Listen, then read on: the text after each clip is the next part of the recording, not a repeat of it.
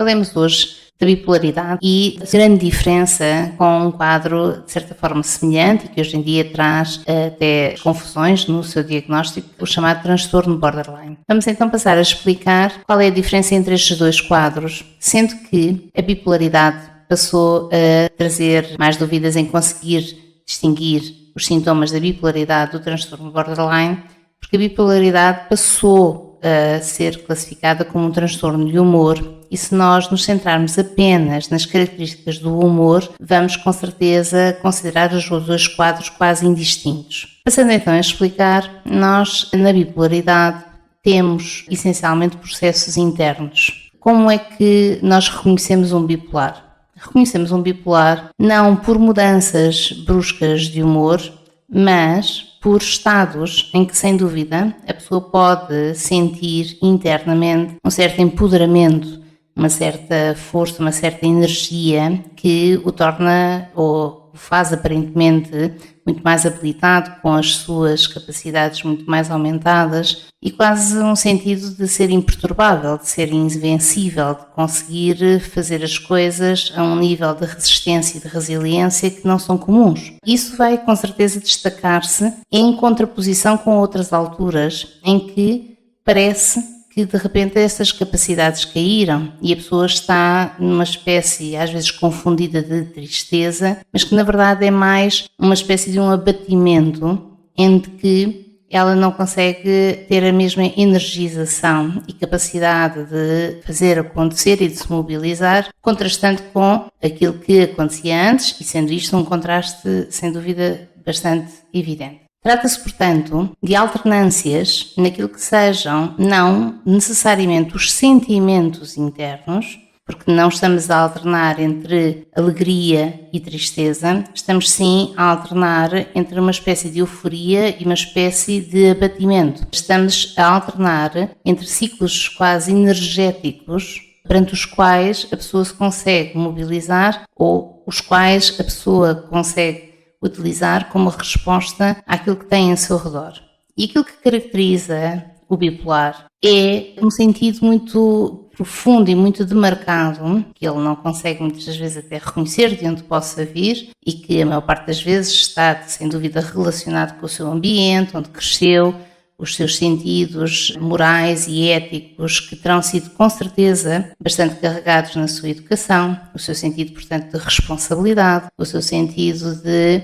consequência, o seu sentido de seriedade perante as coisas que o envolvam e, essencialmente, as coisas que pertençam às responsabilidades externas e a um certo cuidar dos outros. Cuidar neste sentido. O bipolar não cuida dos outros para se enaltecer, para se sobrevalorizar. O bipolar cuida dos outros porque sente que tem que cuidar dos outros, tem que cuidar da realidade, tem que fazer acontecer, tem que resolver os problemas, tem que quase retirar da realidade os aspectos que sejam mais desprazerosos, ou mais cansativos, ou mais desgastantes, ou mais até angustiantes e sofridos para os outros, quase como se ele se sentisse responsabilizado de estar na linha da frente, de enfrentar a realidade e os aspectos mais difíceis e de ser uma espécie de uma proteção afetiva para todos os que o rodeiam. E neste sentido, ele tende a considerar que quando as coisas acontecem de uma maneira que ele não compreenda, ele fica tendencialmente centrado em encontrar as responsabilidades e as respostas daquilo que aconteceu em si e não necessariamente no outro. Temos então alguém que, de uma forma geral, coloca sistematicamente um sentido de dever, não porque quer, não para, como estávamos a dizer, se valorizar, mas para dar resposta a um sentido de valores éticos e morais e a uma seriedade na relação com os outros e com a realidade que ele sente que é inquestionável e não tem qualquer forma de, eventualmente, de ser ignorada. Uma coisa que caracteriza bastante o bipolar, a forma como ele se vai sentindo, é uma sensação interna, primeiro, de uma solidão bastante profunda e bastante significativa, porque o bipolar às tantas parece sentir que está quase enredado neste sistema em que é tão capaz de resolver os problemas, é tão capaz de se mobilizar para as coisas com esforço, com resiliência, com capacidade e até com autonomia e independência, que quase sempre sente que os outros com muita facilidade se esquecem ou se desligam das suas necessidades e principalmente das suas necessidades afetivas e sentimentais. Sente-se, portanto, de uma forma comum, tremendamente sozinho, mesmo sentindo que o amor não está em causa, que as pessoas estão próximas, sente que, de certa forma, há um eu interior que parece que ninguém conhece verdadeiramente. Um eu interior que parece que ainda ali está, vamos dizer assim, quase por ser descoberto e por proporcionar uma verdadeira intimidade se alguém conseguisse ir lá dentro e conhecer verdadeiramente a pessoa que ali esteja. Sente então quase um sentimento de que o seu dia, a sua hora, o seu lugar está sempre adiado para um dia que parece que nunca chega. Se há uma solicitação permanente daquilo que vem de fora, e portanto não só da realidade, mas também dos outros, se há sempre qualquer coisa que é necessário fazer, dar resposta, cuidar, considerar, respeitar, o bipolar não consegue, por modelos de relação que se foram estabelecendo enquanto foi desenvolvendo a sua personalidade desde sempre, o bipolar não é capaz de resgatar egocentricamente esse lugar e colocar-se na equação. Portanto, tem grande dificuldade em dizer sou eu agora em primeiro lugar, agora terão que ser os outros a ajustar-se a mim, agora terão que ser os outros a esperar por mim. E neste sentido, o que nós consideramos de fora e podemos observar tem a ver com a forma como os mecanismos de defesa, portanto as ferramentas psicológicas que estejam a atuar para tentarem, figurativamente, manter a casa sem que ela desmorone, aqui uma figura em como nós pudéssemos considerar o sistema psicológico capaz de se aguentar e não entrar numa desorganização maior, o bipolar mostra-nos e transparece aquilo que são essas capacidades de se energizar para dar, no fundo, essas respostas e se fazer mesmo com uma sensação de desgaste e de frustração permanentes, levar-se, vamos dizer, aos limites de si. E quando dizemos aos limites de si, às vezes não é só nas potencialidades de gerir várias coisas ao mesmo tempo, de gerir coisas complexas, mas também de aguentar um esforço, ou mesmo de prescindir das suas necessidades básicas. Isto naturalmente, não estamos a falar disto num sentido de enaltecer esta capacidade, porque imaginem, se a privação de comer, a privação de dormir acontecer e durante um período de tempo, com certeza que vamos ter aqui uma desorganização psicológica a aumentar e às vezes quando nós vemos as energizações a acontecer e a pessoa a parecer mais empoderada e mais capaz de dar resposta quase sem ter um cansaço, um limite à vista, é precisamente provavelmente quando ela está mais próximo de cair no tal abatimento e figurativamente é quase como se então o bipolar tentasse aguentar-se de pé e aguentar-se e acabasse por cair. E quando cai, fica abatido,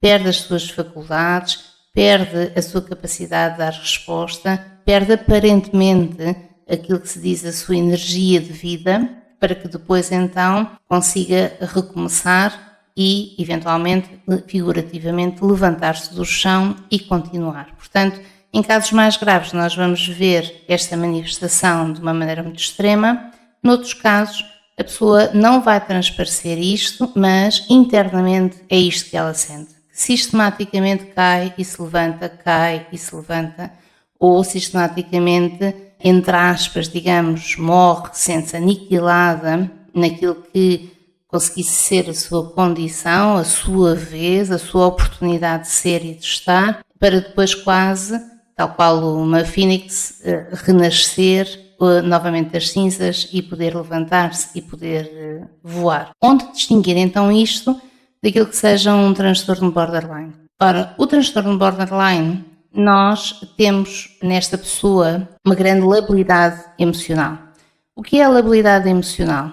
é a forma como, perante o encontrar coisas que se gostem, as chamadas coisas boas, a pessoa tenha uma reação, e portanto uma reação de felicidade, de amor, de aceitação, como à mínima coisa vocês veem quase como se fosse uma espécie de uma transição abrupta e de repente aquela pessoa que estava tão feliz ou até gostava e queria tanto aquilo, aquela relação ou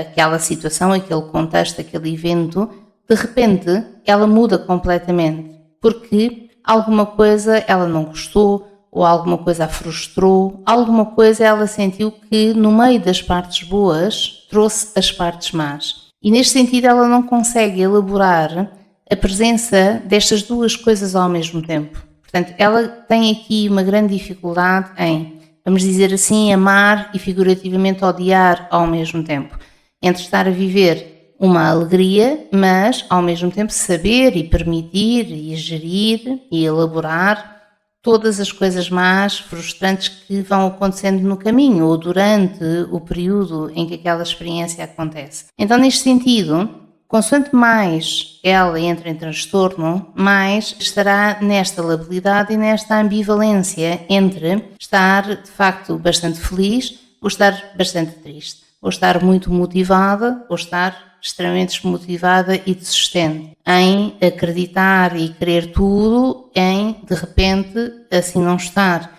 em estar num estado de humor, vamos dizer, positivo e feliz e brincalhona, como de repente está zangada, já não quer nada, já desiste de tudo, já não lhe apetece nada. Muitas vezes isto é confundido com uma posição bipolar. Encontramos os nomes destas perturbações associados, vamos dizer assim, de uma forma literal àquilo que se pudesse estar a passar com a pessoa. E é isso que traz-nos desenganos. Se nós considerarmos literalmente que um bipolar é aquele que tem oscilações de humor e aquele que ora está triste, ora está zangado, nós vamos com certeza confundir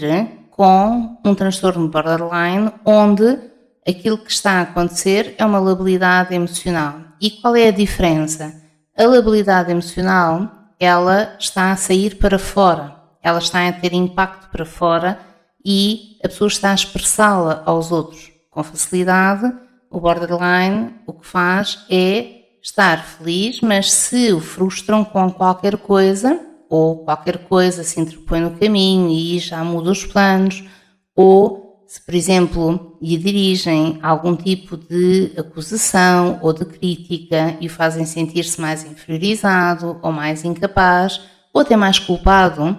é muito frequente que ele não vá conseguir lidar com esses sentimentos e vá mudar claramente o seu estado de humor e o vá projetar, ou seja, entregar e colocar na relação direta com a outra pessoa. Por exemplo, ele estará muito feliz e a falar bem e acontece uma coisa destas e ele de repente já está zangado, já se calou, já não quer conversar, já não quer continuar, já quer ir embora. Portanto, o que ele vai fazer são necessariamente cortes, mudanças extremas, mas evidentes e direcionadas ao outro e colocadas na relação direta com o outro. Isto difere da posição bipolar, porque a posição bipolar tenta ao máximo conter dentro e aguentar dentro aquilo que sejam precisamente as coisas más, ao contrário do transtorno borderline, vai ser alguém que aguenta a frustração de uma forma muito evidente